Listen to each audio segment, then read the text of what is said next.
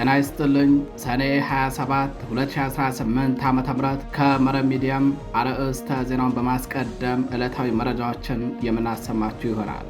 በመርሐቤቴ ግንባር በሬማ ከተማና አካባቢው በተፈጸመ የተቀናጀ ወታደራዊ ኦፕሬሽን የአገዛዙን 101ኛ አየር ወለድ ኮማንዶ ክፍለ ጦር አባላትን በመደምሰስ የአሳምነው እዝ አርበኞች አንጸባራቂ ድል ተቀዳጁ።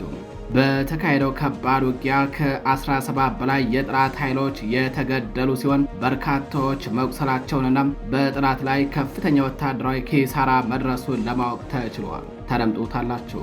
በሌላኛው መረጃችን በመርጦ ለማርያም በአንድ የጠላት ካምፕ ላይ በተፈጸመ መብረቃዊ ኦፕሬሽን 17 የጠላት ወታደሮች ሲገደሉ አንድ ብሬንን ጨምሮ 15 ክላሽንኮቭ ጠመንጃዎች በፋኖ ቁጥጥር ስር ዋሉ።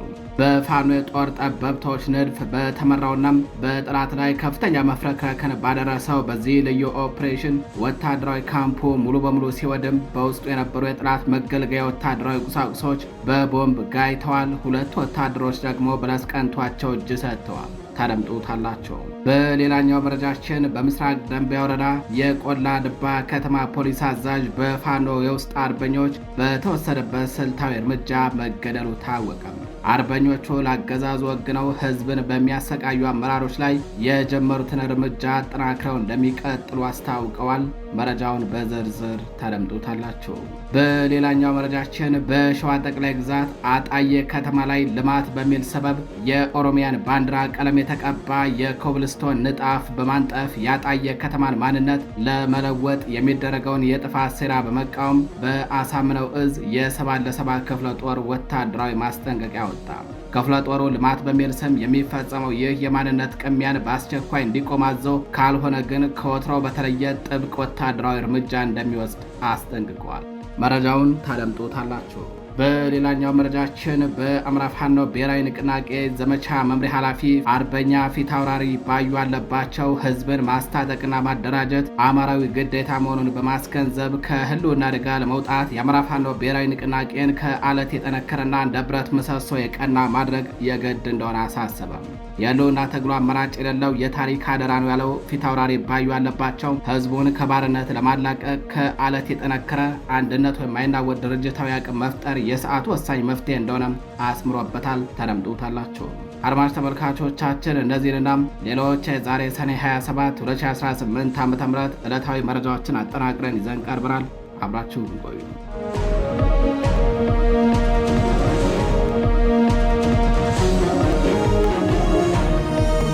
ወደ ቀዳሚው መረጃችን እናልፋለን። በመርጦ ለማርያም በአንድ የጠላት ካምፕ ላይ በተፈጸመ መብረቃዊ ኦፕሬሽን 17 የጠላት ወታደሮች ሲገደሉ አንድ ብሬንን ጨምሮ 15 ክላሽንኮቭ መሳሪያ ተማረከ። በአማራ ፋኖ ብሔራዊ ንቅናቄ ቴዎድሮስ ዕዝ 201ኛ ኮር 74ኛ ክፍለ ጦር ስር የአባይ ሸለቆ ሬጅመንት አርበኞች ዛሬ ሰኔ 27 2018 ዓ.ም የጠላትን ወታደራዊ መዋቅር ያንቀጠቀጠ አኩሪ ተጋድሎ አድርገው ድል ተቀዳጅተዋል። በፋኖ የጦር ጠበብቶች ንድፍ በተመራውና በጠላት ላይ ከፍተኛ መፍረክረክን ባደረሰው በዚህ ልዩ ኦፕሬሽን መርጦ ለማርያም በሚገኘው የጠላት ካምፕ የነበሩ የአድማ ብተናና የሚሊሻ ኃይሎች ሙሉ በሙሉ ተደምስሰዋል።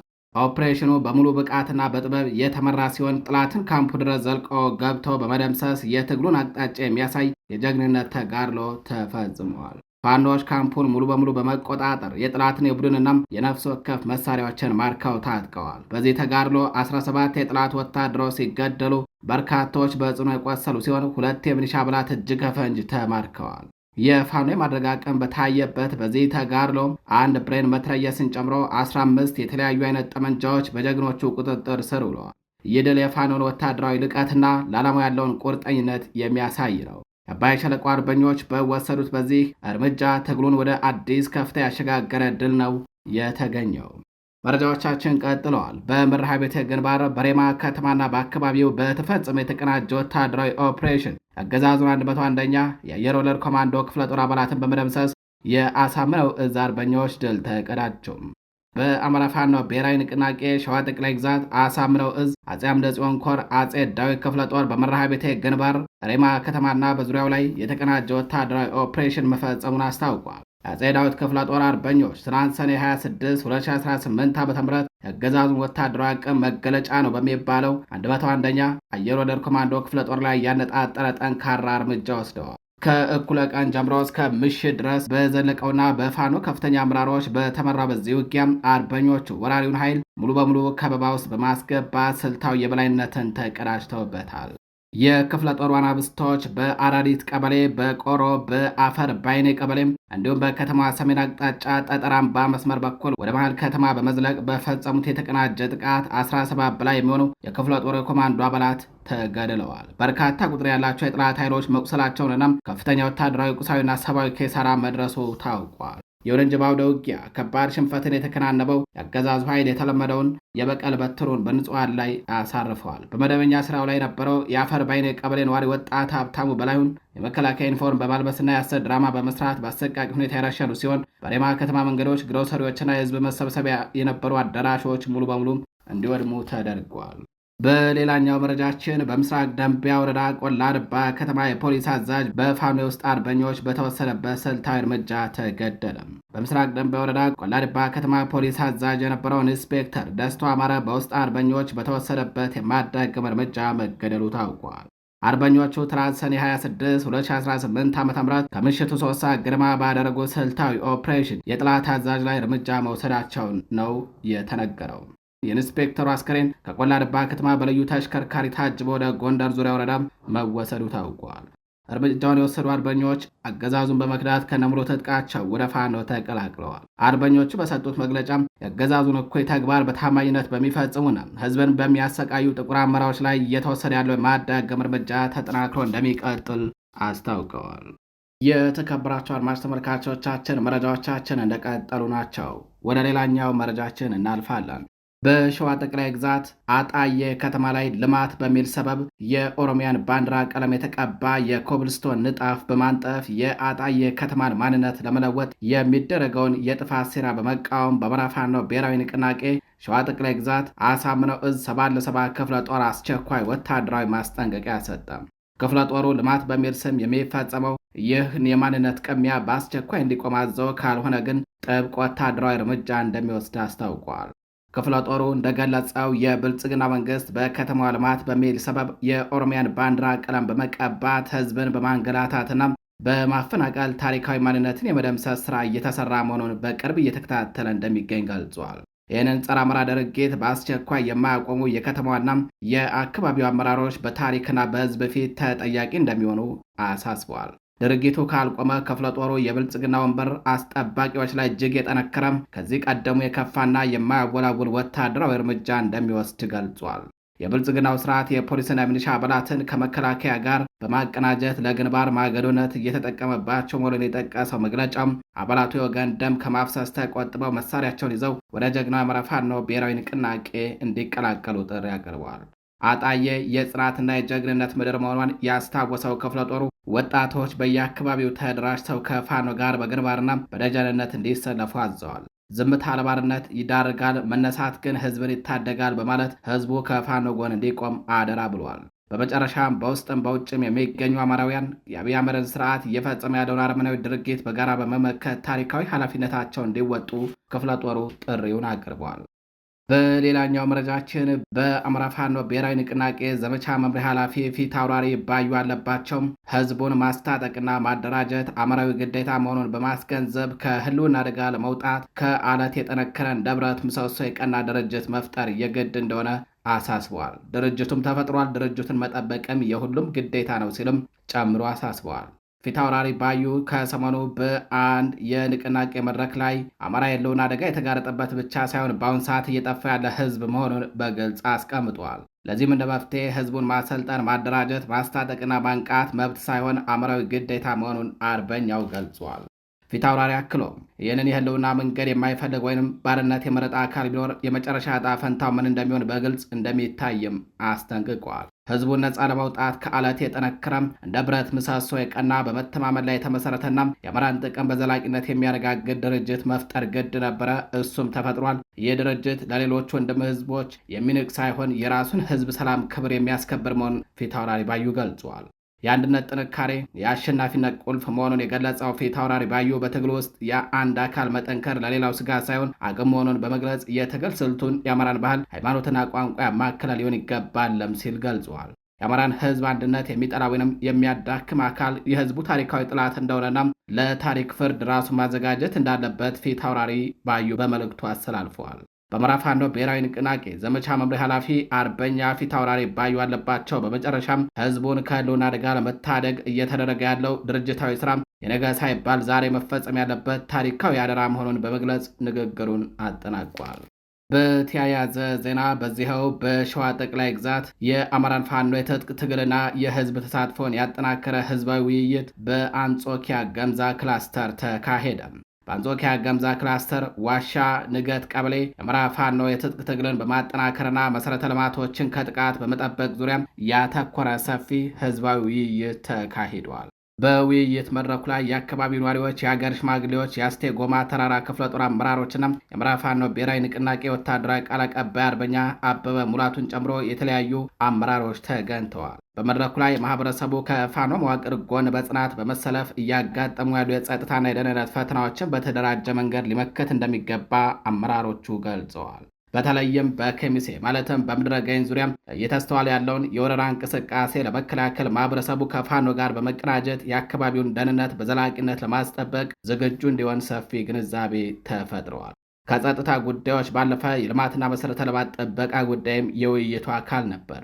ነባር የህዝብ መገልገያ ተቋማትን ከማንኛውም ውድመትና ዝርፊያ በባለቤትነት ስሜት መጠበቅ እንደሚገባ የተገለጸ ሲሆን ህዝቡና ፋኖ አቅማቸውን በማስተባበር አዳዲስ የልማት ስራዎችን ማከናወን በሚችሉበት መንገድ ላይም ተመክረዋል። በሌላ በኩል የአካባቢው አርሶ አደር የዕለት ተዕለት የግብርና ስራውን ከህዝባዊ የትጥቅ ትግሉ ጋር አቀናጅቶ ማስኬድ እንዳለበትና የሰላም እሴቶችን በመጠቀም አካባቢውን ነቅቶ መጠበቅ እንደሚኖርበት አቅጣጫ ተቀምጧል። መድረኩ ቀጠናውን በከፍተኛ ሁኔታ እየፈተነ ባለ የወጣቶች ስደት ዙሪያ ላይም በሰፊው መክሯል። ወጣቶች አደገኛ ከሆነው ስደት በመቆጠብ ሀገር ጥለው እንዲሰደዱ ምክንያት የሆነውን ጨቋኝ ስርዓት በትጥቅ ትግሉ በመሳተፍ መታገል እንጂ ስደት አማራጭ ሊሆን እንደማይገባም ተመላክቷል። በማጠቃለያው የአማራ ፋኖ ብሔራዊ ንቅናቄ ወታደራዊ ቃል አቀባይ አርበኛ አበበ ሙላቱ ማህበረሰቡ ለትግሉና ለአካባቢው ህልውና እያደረገ ላለው ከፍተኛ አስተዋጽኦ ምስጋና አቅርበዋል። አክለውም በመድረኩ የተቀመጡ አቅጣጫዎችን ወደ ተግባር በመቀየር ድልን በአስተማማኝ ሁኔታ ለማስቀጠል ሁሉም የድርሻውን እንዲወጣ አርበኛው ጥሪ አቅርበዋል።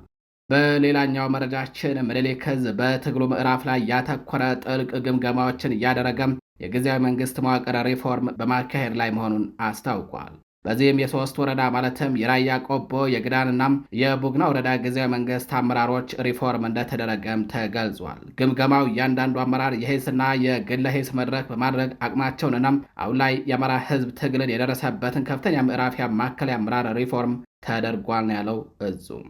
በግምገማው የተገኙት ገንቢ ሀሳቦች ተጨባጭ ወደሆነ ተግባር በመቀየር የሶስቱም ወረዳ አዲስ ተሿሚዎች ህዝባቸውን በታማኝነት በትህትናና በመልካም ስነ ምግባር እንዲያገለግሉ አደራ ተጥሎባቸዋል። በዚህም መሰረት የተዋቀሩ ጊዜያዊ መንግስት መዋቅሮች ዝርዝር እንደሚከተለው ቀርበዋል። የግዳን ወረዳ ጊዜያዊ መንግስት መዋቅር ዋና አስተዳዳሪ አርበኛ ዲያቆን ፍቅረ ማርያም ፀሐዩም፣ ምክትል አስተዳዳሪ አርበኛ ዲያቆን ፍቅረ ማርያም ሲሳይ፣ ፖለቲካ መምሪያ ኃላፊ አርበኛ ደመቀ ፍቃዱ፣ ሰላምና ደህንነት መምሪያ አርበኛ ደብሌ መለሰም፣ ማህበራዊ ጉዳዮች መምሪያ አርበኛ ቄስ መሳይ ቢሆን፣ ህዝብ ግንኙነት መምሪያ አርበኛ ሙላ ጫኔ፣ ፋይናንስ መምሪያ ኃላፊ አርበኛ ለሙ ሰጠም፣ 9ኛ ሎጂስቲክ መምሪያ አርበኛ አበበ መላኩ፣ 10ኛ ወጣቶች ጉዳይ መምሪያ አርበኛ ቀሲስ ሲሳይ አማረም፣ ምክትል ሎጂስቲክ መምሪያ አርበኛ ስማቸው መልኩ፣ ምክትል ሰላምና ደህንነት አርበኛ ካሳ ይማሙም፣ ህግ መምሪያ ኃላፊ አርበኛ ጌጡ ደረሰ፣ ዋና ዳኛ አርበኛ ተስፋ ሲሳይ፣ ምክትል ዳኛ አርበኛ መለሰ ደምሌ፣ የፍትህ ጸሐፊ አርበኛ መንበር ወዳጁ ሆነው ተሹመዋል። መድረኩን በበላይነት የመሩትም አርበኛ ሰፋ መለሰም የምኒልክ ዕዝ አደረጃጀት መምሪያ ኃላፊ፣ አርበኛ አራጋው ያለው የምኒልክ ዕዝ እቅድና ዝግጅትና ግምገማ መምሪያ ኃላፊ፣ እንዲሁም በሌላኛው ደግሞ የራያ ቆቦ ወረዳ ጊዜያዊ መንግስት መዋቅርም በተመሳሳይ አንደኛ የራያ ቆቦ ወረዳ ጊዜያዊ መንግስት መዋቅር ዋና አስተዳዳሪ አርበኛ አክሊሉ ተኮየም፣ ሁለተኛ ምክትል አስተዳዳሪ አርበኛ ሞገስ ተስፋው፣ ሶስተኛ ፖለቲካ ዘርፍ መምሪያ ኃላፊ አርበኛ ሙሉቀን፣ ህግ ክፍል አርበኛ ታደሰ ዘውዱ፣ ህግ ክፍል ጸሐፊ አርበኛ መሰለ አዲስ ቅኝ፣ ሰላምና ደህንነት አርበኛ አለሙ ሞላ፣ ህዝብ ግንኙነት አርበኛ አለሙ የአዋሱ፣ ምክትል ሰላምና ደህንነት አርበኛ ለፈንታው፣ ማህበራዊ አገልግሎት አርበኛ ቡሽ በላይ፣ ፋይናንስ አርበኛ በበሀፍቱ፣ ሎጂስቲክ አርበኛ ነጋቴሩ እነዚህ ተሹመዋል። ይህንን ህዝባዊ መዋቅር በመቅረጽና ስራ ላይ በማዋል ረገድ የሚከተሉት የምኒልክ ዕዝ መምሪያዎች በቅንጅት ሰርተዋል። አንደኛ አደረጃጀት መምሪያ፣ ሁለተኛ የምኒልክ ዕዝ ህዝብ አስተዳደር መምሪያ፣ ሶስተኛ የምኒልክ ዕዝ ፖለቲካ ጉዳዮች መምሪያም በቅንጅት ሆነው ነው የሰሩት። በሌላኛው የቡግና ወረዳ ጊዜያዊ መንግስት መዋቅር የወረዳ ዋና አስተዳዳሪ አርበኛ ደሳሌ በላቸው ሆነው ሲሾሙ፣ ሁለተኛ ምክትል አስተዳዳሪ አርበኛ በለገ ደባሽ፣ ሶስተኛ የፖለቲካ መምሪያ ኃላፊ አርበኛ ዜናው ግርማይ፣ ሰላምና ደህንነት ኃላፊ ሃምሳ አለቃ ቢሆነኛ አበባው፣ ማህበራዊ ጉዳዮች መምሪያ ኃላፊ አርበኛ ልጃለም አብራራው፣ ህዝብ ግንኙነት መምሪያም አርበኛ በበሲሳይ፣ የፋይናንስ መምሪያ ኃላፊ አርበኛ ካሲ የማኙ፣ ሎጂስቲክ መምሪያ አርበኛ አራጋው አታለው፣ ምክትል ሰላምና ደህንነት አርበኛ ድንቁ መኩሪያም፣ ህግ መምሪያ አርበኛ ፍቃዱ አስፋው፣ ዋና ዳኛ አርበኛ አወቃ አድሴው ነው ተሽመዋል። ይህ የአመራር ሪፎርም ለቀጣዩ የትግል ምዕራፍ ስኬትና ለህዝባችን ሁለንተናዊ ሰላምና መረጋጋት ትልቅ አቅም ይሆናል ሲል ነው እዙ በሚዲያና ኮሚኒኬሽን ክፍሉ በኩል ባወጣው መረጃም ያስታወቀው። የተከበራችሁ አድማጭ ተመልካቾቻችን ወደ ሌላኛው መረጃችን እናልፋለን። በደቡብ ኢትዮጵያ ክልል ጋሞ ዞን ዘይሴ ወረዳ የአገዛዙ ጸጥታ ኃይሎች በሰላማዊ ህዝብ ላይ እጅግ አሰቃቂ የጭፍጨፋ ዘመቻ መክፈታቸው ተሰምተዋል። በደቡብ ኢትዮጵያ ክልል ጋሞ ዞን ዘይሴ ወረዳ ነዋሪዎች ብልጽግናን ባለመምረጣቸው እጅግ አሰቃቂ እልቂት ዘመቻ እንደተከፈተባቸው ነው የታወቀው። የአገዛዙ ጸጥታ ኃይሎች ብልጽግና ለምን አልመረጣችሁም በሚል ሰበብ ህዝቡን ከቤቱ እያስወጡ በማንበርከክ እየገደሉ ንብረቱን እየዘረፉና ማሳውን እያቃጠሉ ስለመሆናቸው ተነግሯል። ከምርጫው ማግስት ጀምሮ በዘይሴ ማህበረሰብ ላይ የተጀመረው ይህ እኩይ ተግባር ከሰኔ 11 እስከ ሰኔ 25 ድረስ ባለው ብቻም 19 ንጹሐን ዜጎች ህይወታቸው በአገዛዙ ወታደሮች ተቀጥፈዋል። ጥቃቱን የሚፈጽሙት የአገዛዙ ጸጥታ ኃይሎች ሰዎችን ከቤታቸው አውጥተው በጭካኔ በመግደል ከብቶችን በመዝረፍና የጤፍ ማሳዎችን በማቃጠል የአካባቢውን ወደ ስጋ ቀጠና ቀይረውታል። የዘይሴ ማህበረሰብ ከ1986 ዓ.ም ጀምሮ እያቀረበ ላለው የራስን በራስ የማስተዳደር ጥያቄ ምላሽ ባለማግኘቱ በምርጫ ወቅት ብልጽግናን ባለመምረጥ ተቃውሞውን ገልጾ ነበረ። ይህንን ተከትሎ ነው የብልጽግናው አገዛዝ በምርጫ ካርድ ቀጥታችሁኛል በሚል የበቀል ጥቃት የከፈተባቸው። አሁን ላይ አርሶ አደሩ ወደ ማሳው ሄዶ እንዳያርስ በመደረጉና በርካታ ወጣቶች በወረዳው ኤልጎ ፖሊስ ጣቢያ ታስረው በመሰቃየታቸው ማህበረሰቡ ከፍተኛ ስቃይ ውስጥ ይገኛል። በዚህ የጭፍጨፋ ዘመቻ ከ50 ሺህ በላይ የሚሆኑ የዘይሴ ነዋሪዎች ከቀያቸው ተፈናቅለዋል። ነዋሪዎቹ ችግሩን ለመቅረፍ ይመለከተዋል ላሉት የአገዛዙ መዋቅር ጥያቄያቸውን ቢያቀርቡም ነገር ግን የተሰጣቸው ምላሽ የለም። የህዝብን ድምፅ በጉልበት ለመጨፍለቅ የሚሞክረው የብልጽግናው አገዛዝ በዘይሴ ላይ እየፈጸመ ያለው ሰብአዊ መብት ጥሰት የኢትዮጵያ ህዝብ እንዲሁም መላው የዓለም ህዝብና የሰብአዊ መብት ተቋማቶች ድምፅ እንዲሆኗቸው ማህበረሰቡ ጥሪ አቅርበዋል። የተከበራችሁ አድማጭ ተመልካቾቻችን ወደ ውጭ መረጃችን እናልፋለን። በኮንጎ ለተከሰተው ኢቦላ የህክምና ሙከራ መጀመሩን የዓለም የጤና ድርጅት አስታወቀም። የዓለም የጤና ድርጅት በዲሞክራቲክ ሪፐብሊክ ኮንጎ የመቶዎችን ህይወት የቀጠፈው አደገኛው የኢቦላ ወረርሽኝ መንስኤ የሆነውን የቫይረስ አይነት ለመዋጋት የሚያስችል የህክምና ሙከራዎች መጀመራቸውን ገልጿል። የዓለም የጤና ድርጅት ዋና ዳይሬክተር ዶክተር ቴዎድሮስ አድሃኖም እንደገለጹት የመጀመሪያው ታካሚ በዚሁ አዲስ የህክምና ሙከራ ውስጥ መካተቱንና ለህክምና ምዝገባው በኮንጎ መጀመሩን አስታውቀዋል። ይህ ሙከራ የተጀመረው ቡንዲ ቡጌዮ ቫይረስ ለተባለውና በሀገሪቱ ለተቀሰቀሰው የኢቦላ ዝርያ እስካሁን የተፈቀደና የተረጋገጠ ምንም አይነት ፈቃድ ያገኘ ክትባት ወይም መድኃኒት የለም ብለዋል። እንደ ድርጅቱ መረጃ ከሆነ በኮንጎ ብቻ 1400 በላይ በበሽታው ተጠቂ ግለሰቦች ያሉ ሲሆን 438 ሰዎች ህይወታቸው አልፈዋል። አሁን ያለው ሙከራ በዓለም የጤና ድርጅት በገንዘብ የሚደገፍ ሲሆን በኮንጎ ብሔራዊ የባዮሜዲካል ምርምር ተቋምና በቤልጅየም የትሮፒካል ሕክምና ተቋም እንዲሁም በዩናይትድ ኪንግደም የኦክስፎርድ ዩኒቨርሲቲ ሳይንቲስቶች ትብብር እየተካሄደ ይገኛል ተብሏል። ድርጅቱ በዋና መስሪያ ቤቱ ጀኔቫ በሰጠው ጋዜጣዊ መግለጫ ዋና ዳይሬክተሩ ቴዎድሮስ አድሃኖም እንደገለጹት የመጀመሪያው ታካሚ መመዝገቡን ተከትሎ የሁለቱ የሕክምና መድኃኒቶች ክሊኒካዊ ሙከራም በይፋ መጀመሩን ገልጸዋል።